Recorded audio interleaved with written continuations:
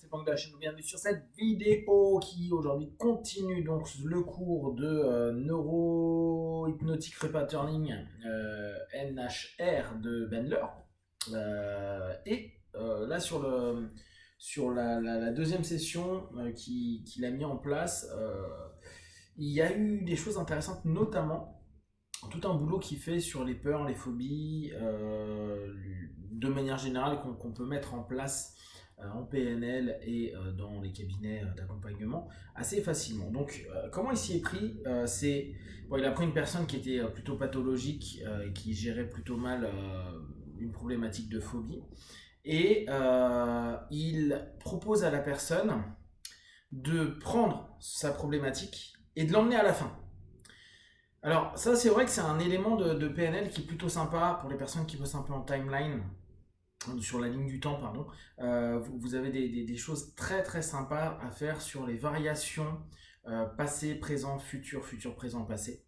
Et cette notion-là d'aller ramener notre problématique à la fin, c'est-à-dire, admettons, j'ai une peur ou une phobie et j'arrive à la fin de mon cycle de peur et de phobie, c'est que on est passé par les étapes qui étaient dissonantes, mais à ce moment-là, on est arrivé à la conclusion, j'ai eu peur et bah maintenant c'est passé. Donc arriver et emmener notre partenaire à dire ok, bah tu vois là, spontanément, quand tu accélères la ligne du temps, tu arrives simplement à la fin, ça permet déjà d'offrir à notre partenaire par rapport à sa peur, sa problématique, et surtout la peur de la récurrence, se dire bah ça va recommencer.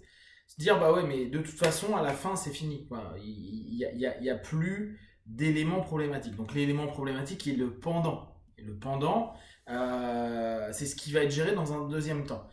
Donc plutôt sympa à prendre en compte, vous dire voilà, quand je veux potentiellement gérer une personne qui a sa problématique, il va nous dire ouais, mais à chaque fois que je fais ceci ou cela, j'ai telle conséquence. Ok, arrive à la fin de la conséquence. Ok, j'ai eu peur. Ok, je tremblais dans tous les sens. Ok, à la fin. Bah, j'ai pu repartir, mais j'étais tremblant. Ok, donc t'as pu repartir. Donc toi qui étais figé, t'as pu repartir. Ok, cool. Et après, il propose de remonter dans le temps, de remonter au début. Donc, comme il dit rebobine, voilà, rebobine la scène.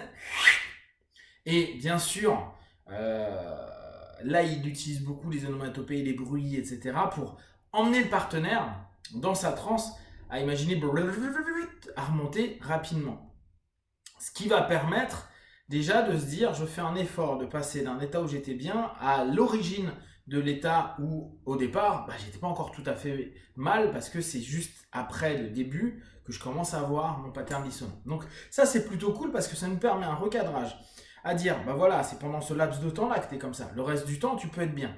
D'ailleurs, un peu plus tard dans sa session, il ramène, et ça c'est un grand classique de PNL, à reprendre le moment le plus sympa de ta vie, où tu as vécu ces derniers temps, où tu as vraiment kiffé, où tu étais bien. C'est-à-dire qu'il est aussi en train de rajouter au fur et à mesure, plus il aura traité, je vais vous expliquer comment la problématique, il va ramener éléments ressources de base qu'il va implanter petit à petit. Donc, je suis bien au début, je suis bien à la fin, je suis bien au début, et je vais au fur et à mesure ramener, changer l'ancrage, modifier le pattern, avec en plus une accessibilité à quelque chose qui est positif.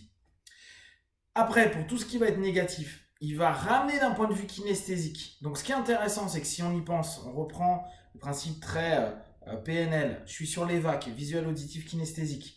Là, j'ai fait quoi? J'ai fait du visuel interne et j'ai fait de l'auditif avec justement les onomatopées et le bruit que je vais faire. Ok, je fais remonter mon partenaire. Mon partenaire, donc dans sa transe, commence à modifier, qu'on le veuille ou non, bah, l'accessibilité à sa problématique, c'est-à-dire à la réponse proposée à un moment donné. C'est-à-dire, logiquement, j'ai une phobie des chiens, j'ai peur des chiens.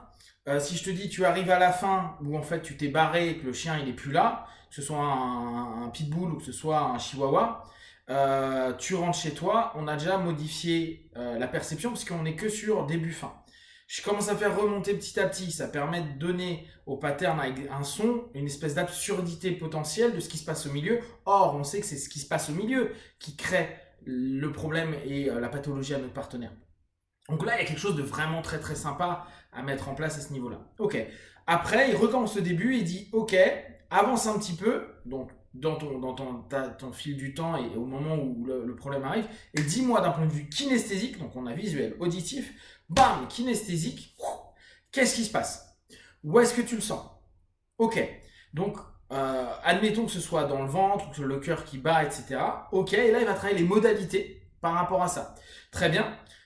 C'est dans le ventre, ouais, c'est quoi? Ça monte, ça descend. Ah bah, c'est comme si ça prenait tout le ventre. Ok, fais-le aller à l'inverse. Donc, si ça monte, fais-le descendre. Si ça descend, fais-le aller vers le haut. Si ça va à gauche, fais-le aller à droite, etc. Il va proposer, au travers des submodalités, une confusion potentielle de la réponse à la stimulation dissonante, donc au pattern qui commence à s'initier et qui est dissonant. Et à ce moment-là, il va proposer un recadrage de perception au travers d'un effort qu'on va faire à ce moment-là qui fait que, ok, je suis stressé, mais si je commence à modifier la submodalité kinesthésique à ce moment-là, bah, je vais commencer à modifier l'entre-deux, donc début-fin, qui est en fait la réponse, l'ancrage qu'on a créé, qui nous crée notre peur, notre phobie, notre toc, etc., etc., etc.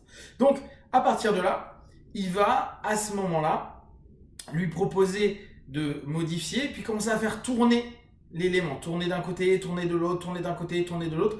Et il n'hésite pas à interrompre le pattern. C'est-à-dire que, en plus de la confusion de sensations qu'il peut y avoir, il va créer des interruptions de pattern. Soit par justement un claquement, soit par quelque chose très très PNL et très classique, à dire ok, bah maintenant pense simplement au moment le plus agréable que tu as pu vivre ces 15 derniers jours, le moment où tu as le plus kiffé, que tu as plus ri ou que tu as plus sauté en l'air, éclaté, t'amusé, etc., etc. Ce qui permet en fait interruption de pattern, proposition d'une suggestion positive avec phase de ressources où il va la laisser le plus possible. Puis après, il va reposer la question, ok, reconnecte-toi et dis-moi là tout de suite à combien tu te trouves, comment tu te sens par rapport à ça, afin petit à petit de troubler le pattern dissonant, c'est-à-dire la réponse initiale à l'ancrage, au stimulus qu'on sait faire à l'intérieur de sa tête. Et après, il s'amuse à rejouer sur début, fin, début, fin, début, fin.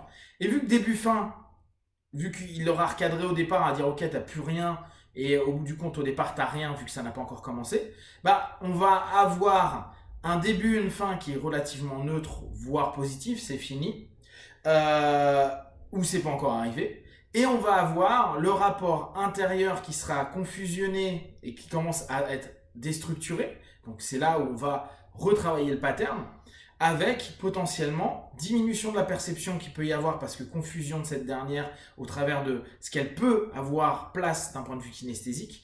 Retour vers un kinesthésique positif au travers de la liaison qu'on va avoir dans la dimension de perception de la ressource et petit à petit donc faire défocaliser et faire retester. Et vu que la personne va en plus, quand on va lui demander de se replonger, va commencer à valider ce qu'on a mis.